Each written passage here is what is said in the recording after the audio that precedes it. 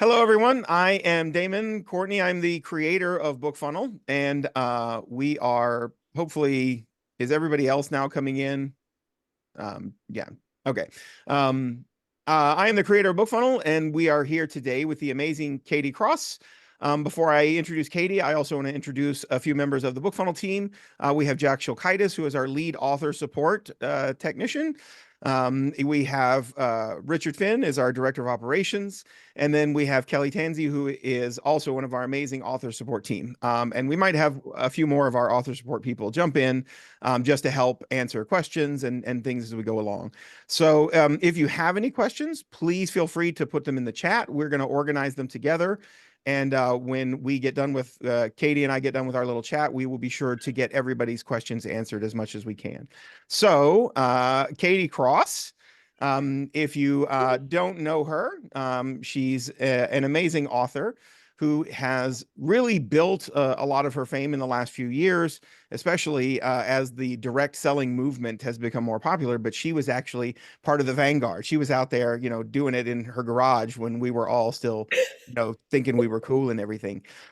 But today, what we're actually going to talk about, it's we're going to skip on the direct sales part for a little bit because I actually want to spend more time talking about Facebook ads and landing pages and this experiment that we ran with Katie. So hopefully everyone's read the article. We had a blog post a few weeks ago. If you didn't, I'll just give you kind of a quick recap and we'll talk over some of the key takeaways. So what we did was Katie has her own sign up pages on her website that she uses to collect new readers to her mailing list. And we had started this experiment, which admittedly I've done with another author in the past, a horror author that we kind of did the same thing to very similar results. But, as a science and a data nerd, you want to repeat and see if you get the same kinds of results. And so what we did was Katie's masterful at Facebook ads. I have never run a Facebook ad in my life, so I'm not your guy for that. What we did was we ran Facebook ads to both Katie's landing page and then to a default BookFunnel sign-up page. If you're familiar with BookFunnel, if you've used our service and you've created a landing page just for gathering signups to your newsletter, then you kind of know what those basically look like. And so we ran ads to both of them, and we'll talk about the results as we go along. But first, Katie, we used the same ad for both pages, right? The same exact ad so that we weren't skewing the results in some way. Yeah, so I started out with we had two different campaigns running basically. We had one with, I believe there were four, well, sorry, I had set, so we had the campaign, but we had two ad sets and then there were four ads per ad set. So one campaign went with that ad set, went to my website, and one campaign with your ad set went to your website, like to the the BookFunnel default page. And so there were four ads. All of them had the exact same creative. Everything was the same except the link. So the URL that showed up on the ad said katiecrossbooks.com flat. And then the one for BookFunnel said bookfunnel.com. And then it just went to two different hyperlinks. So everything was kept the same. As the ads advanced, there were a few times where I would like turn off one underperforming ad in one ad set to BookFunnel, a different one in Katie Cross Books, just to kind of keep maintenance and money moving where we wanted it. But the ad creative stayed the same between the two. Right. So we talk about creative, we're talking about like the elements of an ad. If you're ever on Facebook, you've seen lots of these. But we're talking about like the tagline, which is kind of the bold string of text, the image, which is going to be a book cover or something else, whatever it is that you're using, and then of course the ad copy, the text that they read, and then down in the bottom corner is the link, the domain that if you click on this ad, where you're going to be taken to, right? Yep, that's it. And that's what we tried to standardize across the board. So that we weren't testing creative. We knew that we had the same creative. What we wanted to know was what power does that website hold for conversion, basically. So if somebody's looking at the exact same ad, which is exactly what we wanted to test, did readers seeing bookfunnel.com have more trust, and or did they click through at a higher rate than they would have from a domain or a website that they hadn't seen, while keeping all of the rest of the variables the same? Yes. So in the article you talked about, we briefly talked about how for 2 months we ran purchase ads, and then on the final month in March, which all of this was done at the beginning of this year after the Christmas rush and blow up, right? Trying to Yeah. sort of normalize this instead of running Christmas ads and then you're competing against everybody who's selling garbage. So the we ran both purchase ads and traffic ads. Can you explain just for everybody, like, what is the difference between a purchase and a traffic ad, and then why might an author choose one or the other?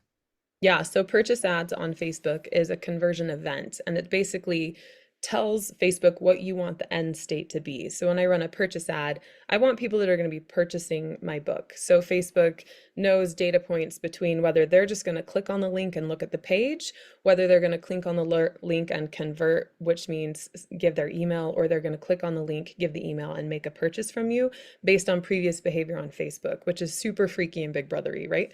So the purchase audiences are more expensive. You typically see lower results in terms of numbers and subscribers because these are people that are probably going to be a little more wary, but also more likely to purchase. And purchase events are usually what I run through Facebook ads if I run Facebook ads, is because I want people that are going to be buying. They're a more expensive audience, but to me, they're a higher quality audience, and I'm okay with paying that. So I wanted to run that for 2 months because it can take a little while to prove out, are people actually purchasing in greater numbers from these Facebook ads? And then in March, I decided to turn those off and run a traffic so that when we had this call, we could really talk about both conversion points instead of just purchase. Traffic it's a cheaper audience. So you're going to pay less because more people are willing to kind of click through stuff and give email versus buy. So you're going to pay less, you're going to get some higher numbers like click-through rate and that kind of thing. You're going to get more subscribers, but that doesn't necessarily mean you're going to get more purchases on the back end. So it kind of depends on your goal. If you want people purchasing your book, you're going to do a purchase campaign. If you want people looking at your book, recognizing your brand, reading the first book for free, those sorts of things, like getting on your email list, then traffic is a way to go. And that's why we split it after 2 months and then the 1 month. Traffic data is also a little bit easier to work with because the results are so much faster. So that's why I did 1 month of traffic and 2 month of purchase, because you can see it collate a little bit better. And then, so I know, we sort of mentioned at the top of the hour that obviously you do a lot of direct sales. So obviously you're driving Facebook traffic directly to katiecrossbooks.com, Mhm. right? That's the right domain, right? Yeah, it's katiecrossbooks.com. Okay. Just my. Yep. So in our results, we always just say KCB. And so I'm just making Yeah. sure I got the domain right. So We if you just guys like want to Katie. go, if you want to go and see kind of what Katie's website looks like and what she's doing when she's driving that traffic, you can go to katiecrossbooks.com. You can also check out the blog post from a few weeks ago where we linked to the actual landing pages that we used in our test, so you can kind of get an example of that. But if an author were not doing necessarily direct sales, maybe they're not ready for that, or they don't have a backlist that's big enough to start into that venture, would you, as a newer author starting out, or maybe even you have 3 or 4 books under your belt, would you be running those purchase ads trying to drive traffic to Amazon, or would you be running traffic ads and trying to get more readers onto your mailing list? Do you find that it's more effective to target the traffic ads and gain subscribers to your mailing list, especially if you were like a newer author starting out? Because you're in a different strata than a lot of Right. our authors probably are. Yeah, so I just for my business model, if I'm running ads, I'm always trying to get an email address because I want to be able to communicate with those people and build a relationship through the emails that come after. And even the email open rate data is great information too. Like, are these people even opening? At what percentage are they opening, etc. If you're running ads to Amazon, you just don't get that back end data and you don't get those email addresses. So for an author like me that is largely focused on my website, I do the purchase ads. However, depending on your strategy and how many books you have, I think traffic makes more sense for other authors. If I didn't have direct sales, I would probably just be running traffic ads to Amazon and then Mhm. optimizing my audience through people that love Amazon and Kindle and that kind of stuff, because that's a completely different subsection than the people who are buying from me as a direct sales author. The other reason I do those purchase events is because I use Shopify. Shopify integrates with the Facebook Pixel, so you can kind of get a little more realistic data on Right. purchase events and conversions that you like if you're doing a more expensive purchase like conversion but sending to Amazon, it's a lot harder because if you send someone to Amazon, like they're also like looking at adult diapers and other things on that web page, right? So like you don't want to be like using more expensive leads to a website that's going to promote a bunch of other people's stuff too. So if I were a new author and I had a couple books under my belt and I was more Amazon specific, I would run traffic ads. If I had a direct sales website and I had a little more resource to kind of play with the money and see what I could make happen, I would use purchase conversion ads. Because the traffic ads end up being, you talked about this, but the traffic ads end up being quite a lot cheaper per click that you're paying for. So the purchase ads tend to move to what Facebook considers a higher quality audience, an audience more likely to do purchases, but you're also going to pay a lot more money for each of those clicks as opposed to just running straight traffic ads. Yeah, so for example, the traffic ads on the BookFunnel landing page yielded us 456 subscribers Hmm. at 4 cents per click.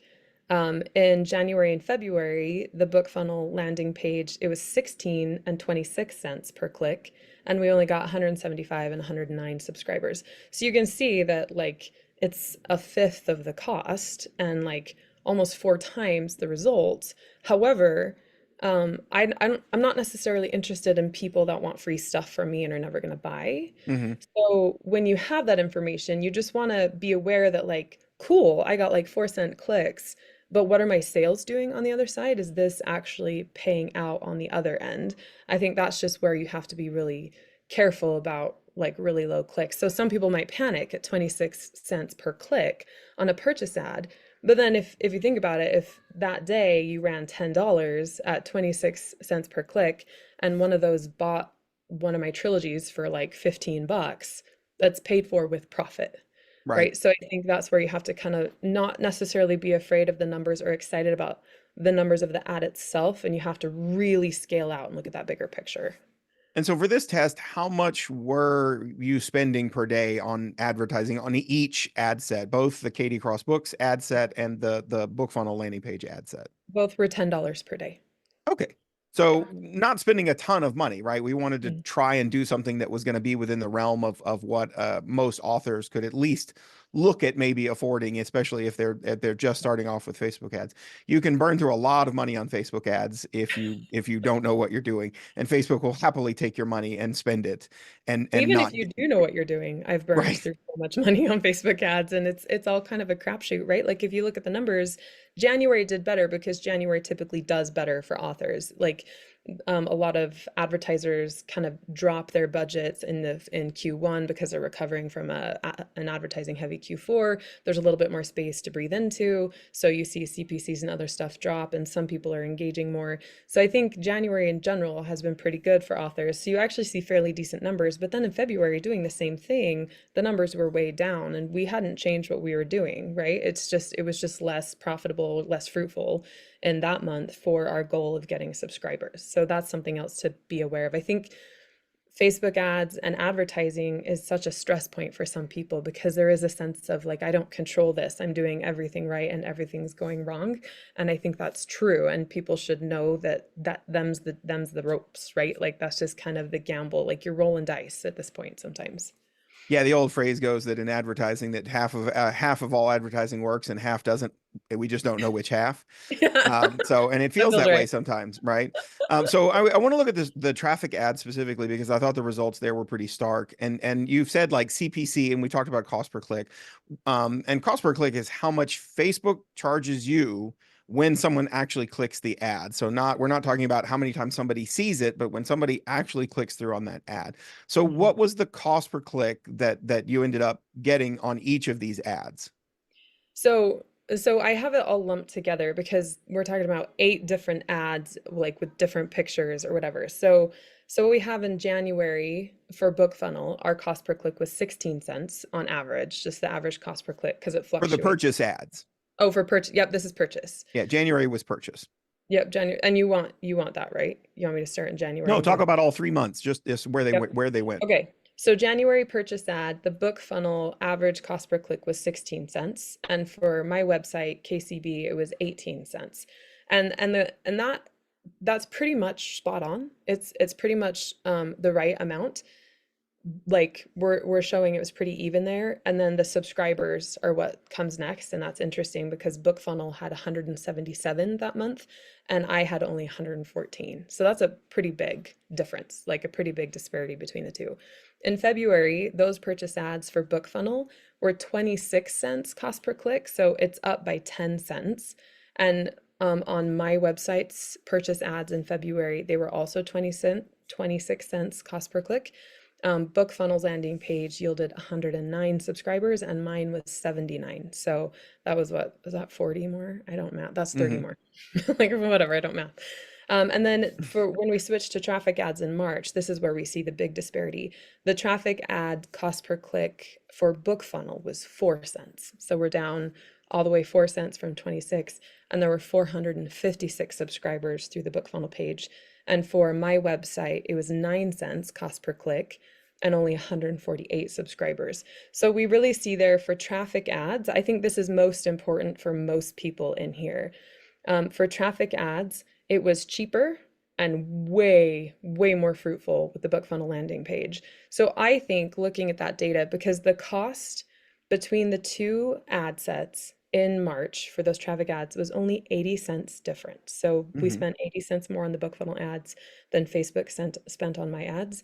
And the BookFunnel ads were like twice as cheap, like they were less expensive by half. They were 4 cents against 9.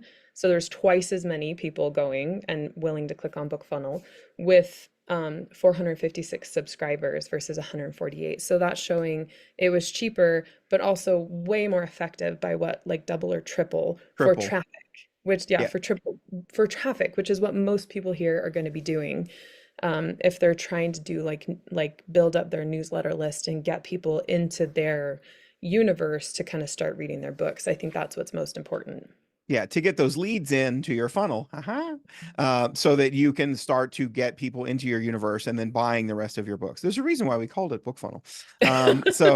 So yeah, so the traffic ads, we're looking at like half the cost for 3 times as many subscribers. If you know, obviously you've been doing Facebook ads for quite a while. If I'm a new author, if I'm just what is a good cost per click that I should be looking for? At what point do I go, ooh, I'm paying too much, right? What numbers? And I realize it varies from month to month. Obviously, in December, it's going to go way up higher because everybody else is competing for the same dollar. But like, what would you say in general? What do you use as a good measure of like, oh, that's a good cost per click? We're getting good.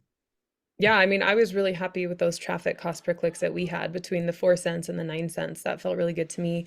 There's another guy that I've been working with that does book trailers, and he and I were both running ads to test these book trailers, and he was saying about the same. He was getting about 4 to 6 cents cost per click on traffic ads for these book trailers we were doing. And just from poking around and then years in the past that I've run this, I think that's great. But again, like there were days that we had like 15-cent cost per click in March, and there were days where it was 3-cent cost per click. It just kind of goes up and down. So when you're looking at those trends, I think that's really good. I think when a traffic ad is getting closer to 20 cents and 30 cents, that's when I just feel like that ad just is struggling and not doing well, and that money could be better spent somewhere else probably. I would Yeah. have to look at the whole picture in general. But I think if you're shooting for somewhere below 15 cents as an average on a traffic ad, that seems like a really healthy target to me.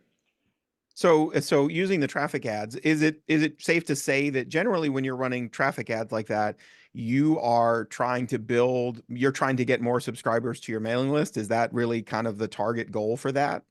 I think a lot of people use traffic ads for KU. Like Hmm. if they have a book in KU, there's a really big KU audience on Facebook that you can run traffic ads to them, and then they just click and go right to your book on Kindle, and they can add it to their KU library.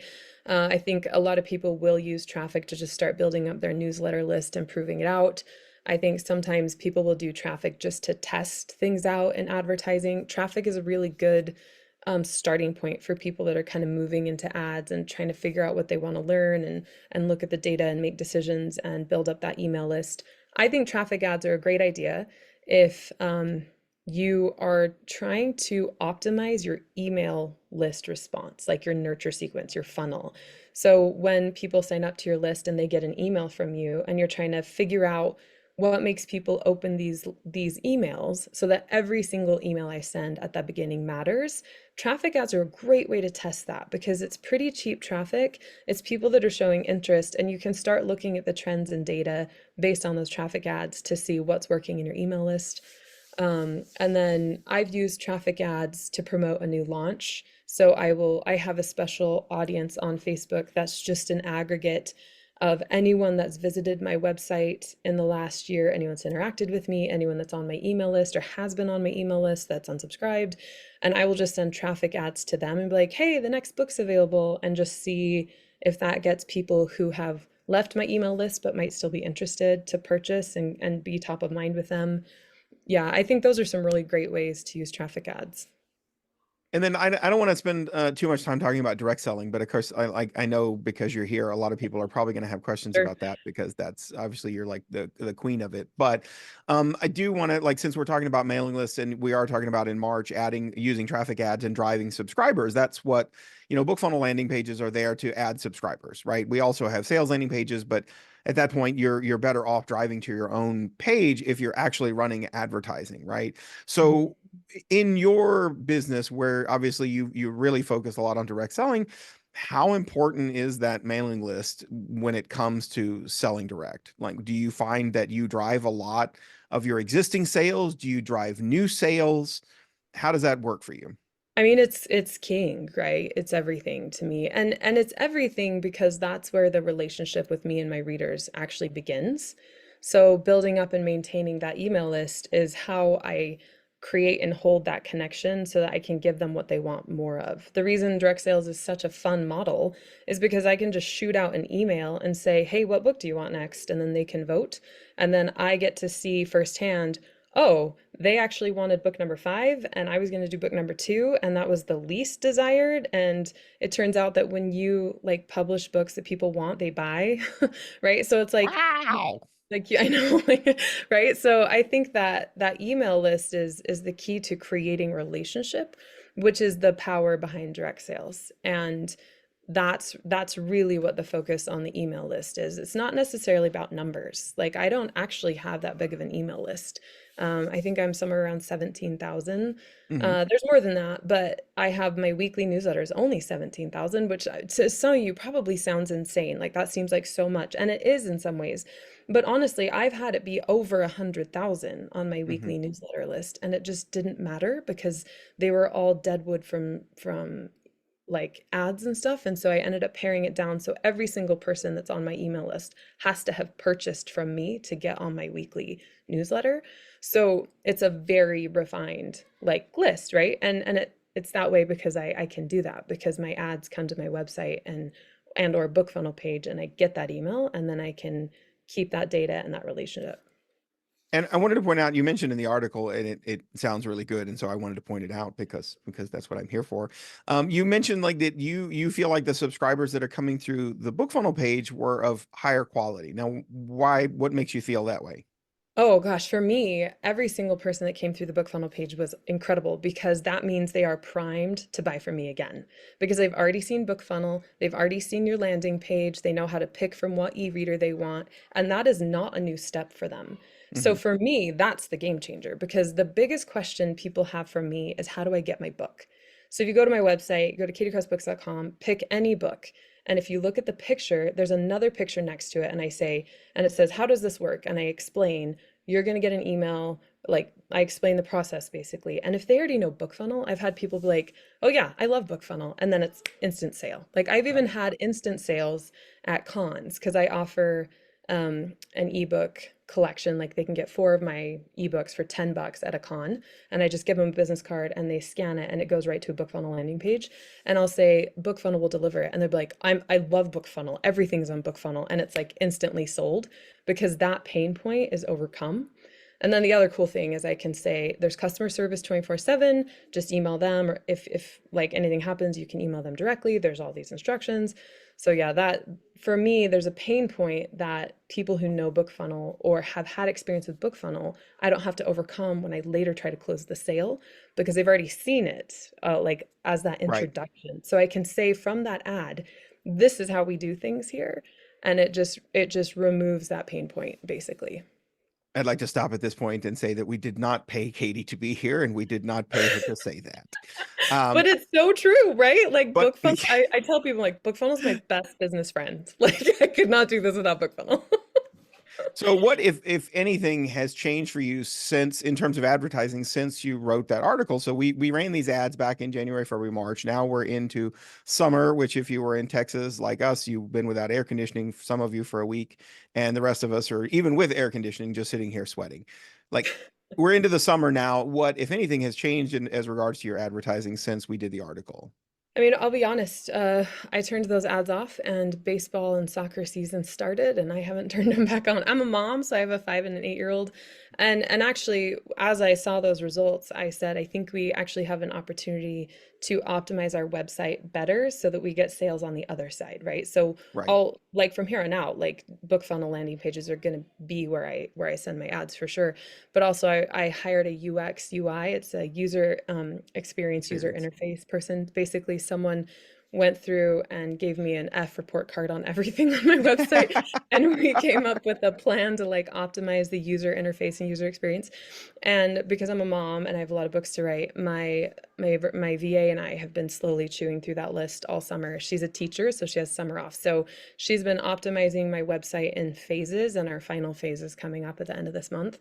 And we'll probably resume ads the first week in August, just to kind of test like the changes that we've had so that we've optimized on our end with the website what we can so that whatever we're sending through the BookFunnel advertising or the Facebook advertising to BookFunnel is ready to start converting on our side. So yeah, I haven't been running ads just because like my kids are home and it was baseball season, but I'm excited to try again and see what I can do better on my side because my side of it I was like, "Whew, that's bleaker than I thought." And I think there's some optimizing we can do. So that's what we've been focusing on now.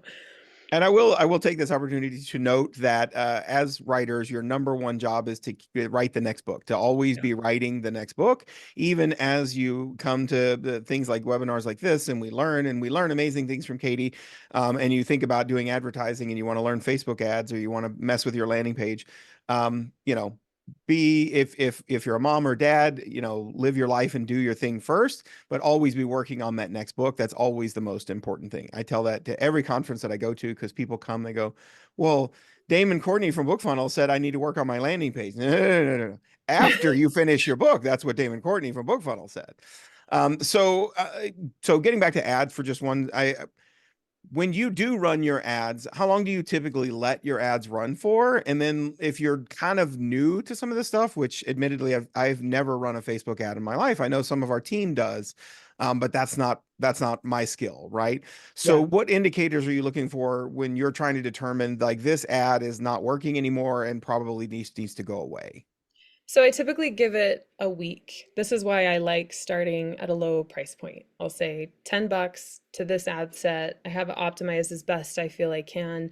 And then I give it a week and I just don't look at it, honestly. I'll just say, nope, not looking at it. And then I go back and I pull out the data and I start looking at individual ads. Like I'll kind of look at the ad set overall, say like what's going on? Is it exorbitantly terrible? Like are the click-through rates and the cost per click totally wonky? This will depend based on the kind of ad and audience and all that kind of stuff you have. So it's really hard to generalize exactly what to look for. But I can tell you my process and you kind of take it for yourself.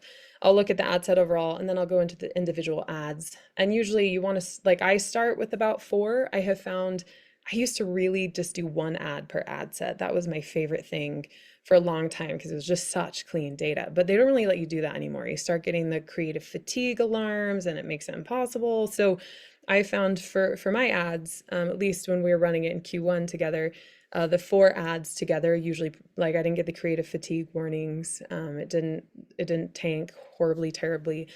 So I'll run the four ads and then there's only so much you control you have over this. So Facebook is going to show the one that's doing better. So I would just kind of keep track of which ad is Facebook favoring, obviously sending more juice to, which one isn't it? And then I just kind of keep track of it for a while. If I feel that one is truly failing, I'll turn it off. But at a week, you still don't really know. I also feel like the metrics for my decisions and success are going to take a little bit longer because I want to see buy through. So I'm not only looking at Facebook ad data at that point to decide if the ad is successful. I'm looking at my emails, my email open rates for that week, how many clicked, like how many downloads did we get that week. Because, my Facebook ads might be saying one thing, but I might be killing it on my email sequence on the other. So the people that are opening are maybe downloading or they're responding to my emails, or maybe like sales are picking up even if downloads are low. So it's like, well, I'll take that. Because some people here might understand you're giving away a book for free, but inevitably what happens is people just go buy it on Kindle for like $10. And you're like, man, I gave it to you for free. Like I even gave you instructions to put on your Kindle, right? But you'll start to see sales picking up. So that's where you can't make the decision on the success of a Facebook ad on the Facebook ad alone. It really, for me anyway, it's a much bigger picture. And so I usually have a spreadsheet and I create, I call it my neighborhood walk in the morning, which is just like I go from like Active Campaign, which is my email provider, to Shopify, to Amazon, or wherever else I'm tracking data, if that's where I'm tracking data. And I decide, have I seen any broad and obvious changes in the particular books that I'm advertising for or the series following? And does it feel like this ad is still worth the $70 I spent on it? How much did I make in that time that is the same as or above or below last week? And I start just like a standard comparison. If you're starting at $5 to $10 a day, you could really, I do that for several weeks, right? Like I'll look at it for a couple weeks and then I'll decide after probably about a month, like this one just, I think it could do better. I think we could come up with something better. I think it needs a better audience. I'm just getting really lackluster results over this time period. I mean, that's how I run it now. There are probably so many people that have better opinions on this, but that's a more holistic way that I look at it. So when we did the ads, again, all the creative was the same. The taglines, the text, Mhm. the images, we were trying not to have any variables there. So really, for most people, the only thing they would have seen different would have been the bookfunnel.com at the bottom versus katiecrossbooks.com at the bottom. Yeah.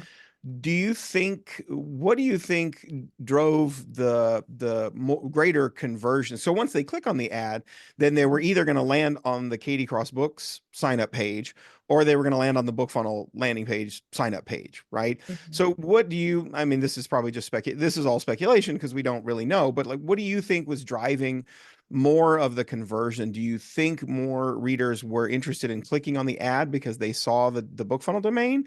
Or do you think it was like, no, once they landed on the landing page, the landing page converted better? I think there is an element of speculation in this, and I think there is an element of history. So I worked with Steve Piper. He runs Ammo, and I know he has like I think he's doing like an ads course now or something, like a click test or something.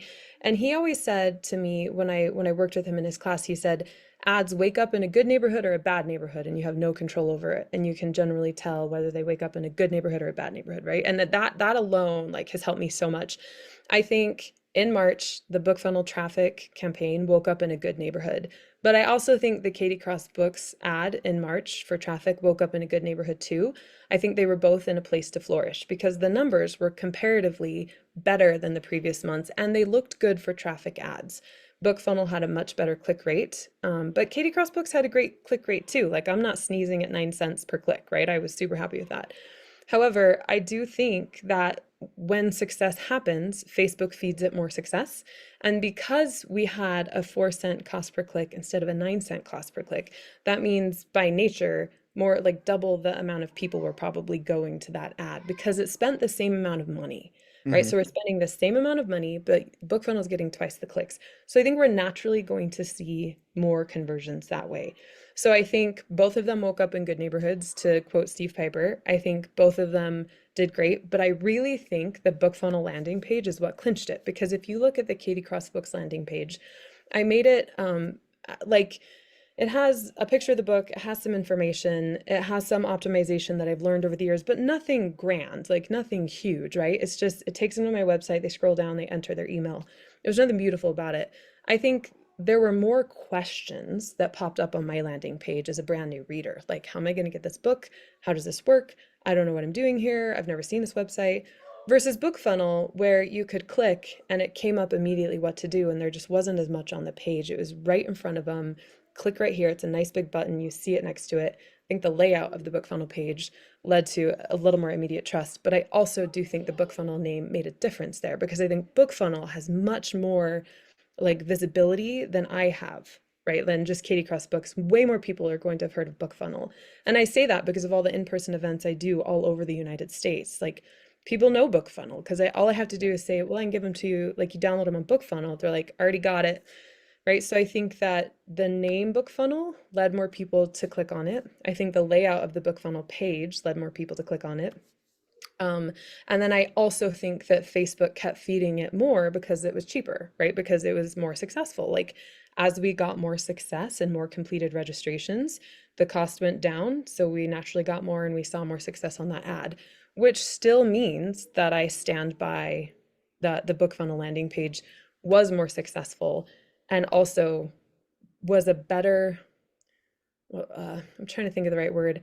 The people that came through BookFunnel are better qualified to buy from me later because they already will have engaged with BookFunnel, and when they see that again as how they access their books, they're going to be less likely to run away. So they're like that landing page is qualifying leads for me better than my website alone qualified leads. I hope that makes sense. Yeah. So, I mean, and when we ran the ads, you had already tested the tagline, the text, the image. Like you had already optimized all of that stuff because you've run ads, lots of ads before, and so you had experience with that. But so if I'm a new author and I'm coming in and I'm just kind of learning some of this stuff, how do you tell? So let's say you do the same experiment, right? So you run two different ads, only now you're trying to determine on one ad you've got your book cover and the other one you've got a picture of a dragon. I write fantasy, so I always go to dragons. But space, you write space opera, then you would use big spaceships flying over a moon. Like how do you determine, how did you get to the point where you determine this tagline's working, this text is working, this picture is working? How do you optimize all of that? And better yet, how do you know what it is that you need to optimize if something's not working? Yeah, so actually so this is where I'm going to punt people to Steve Piper just because he has the whole optimization process. I think he has it like in a course. If you've ever heard of AMO, it's author master marketing mastery optimize and and optimization. If you just like type in AMO in capital letters in Facebook, it should show you his group, or just type in Steve Piper. He will actually I think he has a course that shows you the entire process of the optimization that I went through. So it's basically like you test each part of the creative one thing at a time, and it would be way beyond the scope of this call to go into great detail there. Right, but you But reduce your variables. yes, so you reduce your variables. So you first test the headline, and then you take the winning headline, and then you put that with an image, like, and you have like 5 to 10 different images with the same headline, and then you test that winner. So it's like a staged process that he can dive into a lot more. And that's what I use because I first started direct sales with Steve back in like 2019 when I was part of the AMO program. So I know, I believe he had emailed me about this click testing course I believe he has going. So he's a great person to check out. And that's Piper, Yes, P-E-P-E-R. P-E-R. Most of Yes, us would all Piper. spell it P-I-P-E-R, but there's an It's E. Like, P-I-E. yeah, like he Yep. likes pie per person. It's the Um, Piper. and then yeah, and so do you tend to, like, once you've dialed in an ad, do you tend to just keep running that and you creating new ad sets? Because you talked about creative fatigue, which is Facebook's Mhm. way of telling you, hey, this ad's not getting so much service anymore. Maybe you should think about changing it. Do you actually go and change it, or you create a whole new ad set, maybe create a new target, but keep, once you have done this testing and you've sort of dialed that in, do you tend to keep using the same thing over and over again, or do you actually continue to change little elements and do more testing? So anytime I want to change an element, I'm almost always going to test Yeah. or use something that has been tested, right? But if I'm getting an ad that's alerting creative fatigue, there's probably a couple other problems going on with that ad. Maybe like a not great audience, or my budget's maybe a little wrong, or there aren't enough ads in the ad set. So if it's something like that, then I do it. But if I basically have failing ads and it's just the ad set, which contains all the ads, right? You might have 4 ads in one ad set. That ad set might just need to be turned off. And there have been times where it's like, well, this ad set was really successful when it woke up in the great neighborhood and then the neighborhood went down, right? The gangsters moved in. So it's like, I want to try this again. I really believe in this creative. So I'm going to duplicate the ad set and I'm just going to try a different audience and see if it can wake up in a new neighborhood, to quote Steve. So it depends on the greater picture, but in general, I tend to make changes on the ad set level, not necessarily the ad level. Once you've done the testing and you feel like you've really got the ad dialed in. Yes, yes, Okay. absolutely. Awesome. Before we jump to questions, just the last sort of broad, question that we like, what would you say your biggest failing is? No. What do you think is like a really common mistake that you see authors making either with their Facebook ads, with their landing pages? You've now had a UX UI expert come through your website. What did you learn from that? Like you have been doing this for quite a while, and I'm sure we have a lot of authors on this call, and we have lots of authors that come into BookFunnel that are just starting out and still learning some of this stuff. So it's wonderful to see that here you are. You started selling direct back in 2019, so you're 5 years in, and you still have things to learn. There are still things that you have not optimized that you, Katie Cross, don't know. So what do you see like common mistakes you see newer authors making when they're either starting with Facebook ads or they're just starting to do landing pages and trying to figure out what the right elements are? Where do you see the big mistakes coming from, or at least the most common mistakes? Yeah, so I mean, I'll give you a couple high level ones the mistakes I made, right? Like number one, thinking that advertising was the thing that would change the game for me. Like depending on advertising to be the thing that made my company what it was. That actually isn't it. Advertising is a great tool, but unless you yourself as the business owner have a model that makes you happy and connects with your readers in the way that you want it to, advertising is just kind of another thing you end up doing. Another thing that I did wrong and that I've seen other people do wrong is you go into advertising actually not that clear of what your goal is. So, someone says to me, like, well, I want to make more money, so I'm going to start advertising. And it's like, well, that's not like you need to go deeper, right? So instead of saying I need to make more money, it's like I want to make X number of dollars more than what I've made at baseline these previous months, in addition to the cost of ads, right? So it's like you need to actually work on what are you wanting out of this advertising? And it might not even be money. It might be I want my newsletter to have 5,000 subscribers. That's much better than saying I want to make more money. And if you say I want my newsletter to have 5,000 subscribers, it's because I'm launching this book and blah blah. Like I think really honing in on that goal and then using advertising as a tool to get to the goal is the key. The other thing is scaling too fast. If you scale too fast, sometimes ads will tank, and that just means you have an ad that's doing really great and you're excited about it, so you double the budget. So it's at $10, you put it at 20, and all of a sudden everything's falling apart and it's having a midlife crisis and it's not doing what it was before, right? It's Like in it a wasn't. bad neighborhood. It like moved uptown and it's really scary there. Um, like you want to scale really slow or just keep the good thing going and start a different ad set, right? So it's like some people just get so excited that they scale too quickly. Those are the big ones. Hmm. Yeah, I have so many, but we're gonna keep it there. We'll keep it there. I know we have some questions in the chat, and I'm going to turn it over actually to Jack because he's been monitoring the chat for us. And so he's going to come in and take over the questions directly. I'm going to sit and listen. All right. I'm gonna go. We have them kind of sorted by topic here, and I'm gonna try to touch on each topic. There's some topics that have more questions than others, so we'll probably come back to some of them. But and if I ask a question that has already been answered, Katie, feel free to make fun of me before you answer it. Totally fine. So That's it fast. just a quick question on the stats for the ads. How did the reach compare between the two on those ads? I don't know if that was something that got touched on or not. I think this was asked earlier on. Yeah, so the traffic ads were seen by far more people. If we're talking about reach, far more people saw the traffic ads than the purchase ads. Yes. Right. Right. And then between the two, the ones that were pointing to BookFunnel versus the ones pointing to your Katie Cross books, was there a significant difference there in the reach? with Not those? for the purchase ads. The purchase ads themselves actually really did about the same for cost per click and reach, which you would expect because it is a higher tier audience and Facebook is more selective about who sees those. So for purchase, the reach was about the same. For traffic, the reach was definitely higher. Like more people saw the BookFunnel ad than the Katie Cross Books ad. And Gotcha. that was because you had kind of talked about, or the reason is that Facebook success begets success, right? So if people are responding to the ad, then Facebook will automatically start showing it to more people, right? Yep. Right.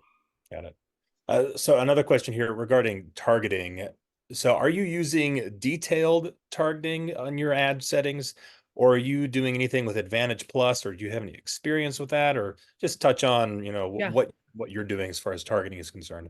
Yeah, great question. So I tried to avoid the lookalike audiences. I think I did a lookalike, like a 3% lookalike on the traffic, maybe. I might be thinking of a different ad.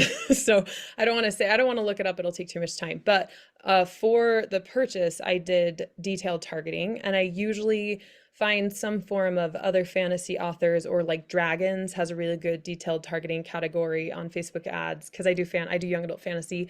So I'll do some element of fantasy and or Kindle or some other e-reader, and then other authors like Anne McCaffrey or J.K. Rowling, or whatever else in the young adult fantasy space for my detailed targeting. And those audiences have been fairly good to me over time. When I do purchase ads, I often will lean more towards the lookalike audiences. And lookalikes, just really quickly, are basically where Facebook takes the data of people that have purchased from me in the past and finds other people that look like them in pure data. Like maybe they visit the same websites or they have clicked on the same Facebook pages or something, and it shares those lookalikes. Lookalikes are more expensive.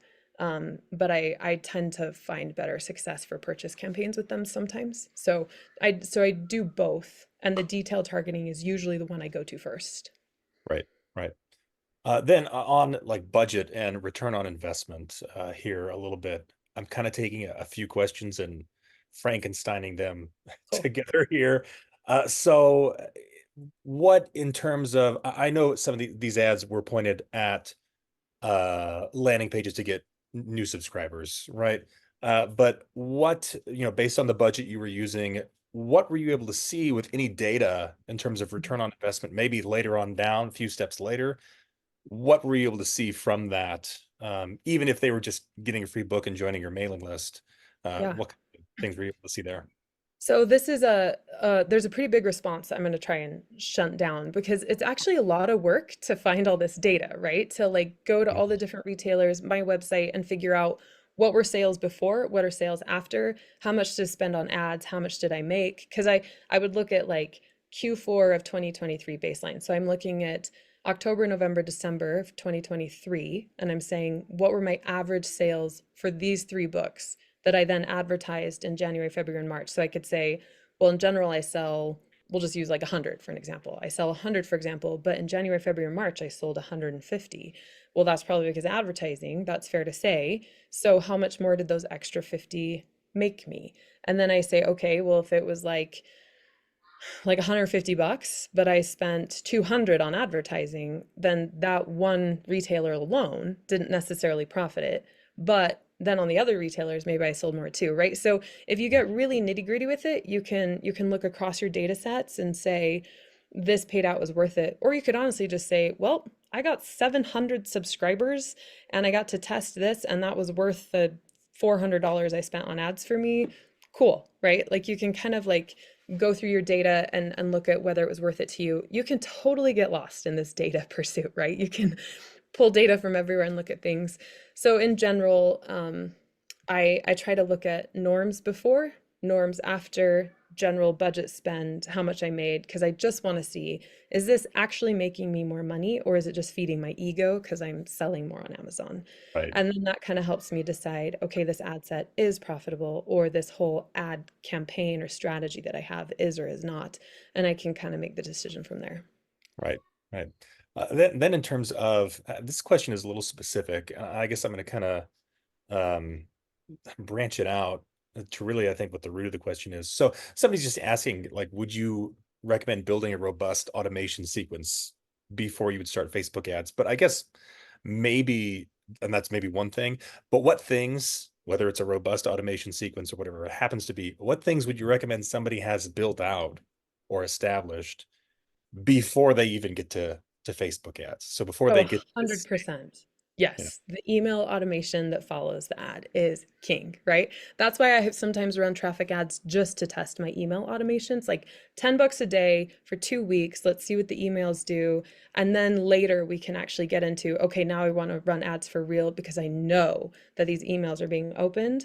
So, like, you really want to think through the process that that person who is seeing the ad is going through so that every step is optimized and brought together. But I still think email is king. And that's my like side of it because I'm so big on like selling from my website, right? Like I want people to come to my website, but that email after is really the saving grace. So I continually optimize that email sequence. I pull the numbers, I compare it to the previous email, I'll make changes, wipe it clean, run ads, see what it comes through. And then once I get to an open rate and a click rate, and I see people purchasing from the emails or whatever I want, then I will kind of let that go and I'll say, okay, ads are optimized, emails optimized. Now let's look at the website and the pain points on the website, optimize that. And that's what yet led to the UI UX person that I hired.